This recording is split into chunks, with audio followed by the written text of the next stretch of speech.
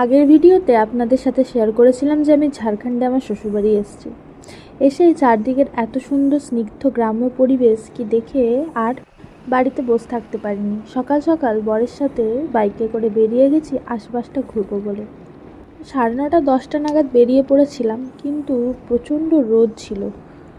রোদের সাথে হালকা ঠান্ডা ঠান্ডা বাতাস থাকাতে খুব একটা অসুবিধা হয়নি, বেশ ভালোই লাগছিল চারপাশটা দেখতে দেখতে ঘুরতে। কিছু দূর এগিয়ে যেতেই পেলাম এক মন্দির। সেটা হলো আদিবাসী সমাজের এক পুরনো মন্দির।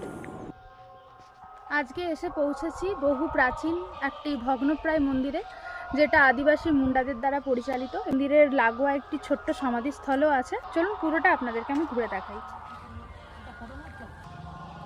এই যে মন্দিরের প্রবেশদ্বার, উপরে সব বাদুড়ের বাসা, বন জঙ্গলে ঘেরা এই শিব মন্দির।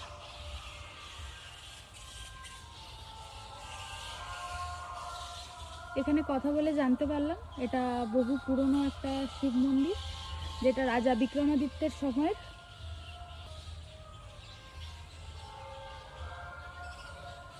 মূর্তির ভগ্নাবশেষ এখনো এখানে সুরক্ষিত রয়েছে এবং প্রতিদিন নিয়মিত এখানে পুজো করা হয়।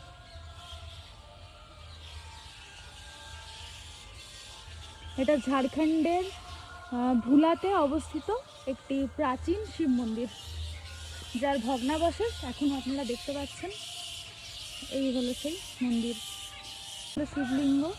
এই শিবলিঙ্গে এখনো পুজো করা হয়। চারদিকে ইউক্যালিপটাসের গাছ আর প্রচুর বাদুড়ের শব্দ শুনতে পাচ্ছেন, সেই আওয়াজ। এখানে মন্দির লাগোয়া কবরস্থান রয়েছে। এরকম মন্দির লাগোয়া যে কবরস্থান হয় সেটা আগে কখনো আমি দেখিনি বা এরকম জানা নেই।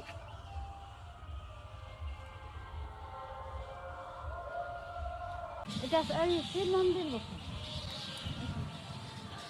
আর এই ভিতরে ঘেরা আছে শিব। কত পুরনো? এটা বহুত পুরনো বটে। এটা মানে এটা বিক্রম রাজাই ওইটা। আচ্ছা, রাজা বিক্রমাদিত্য। হ্যাঁ, আচ্ছা আচ্ছা, অনেক পুরনো মন্দির।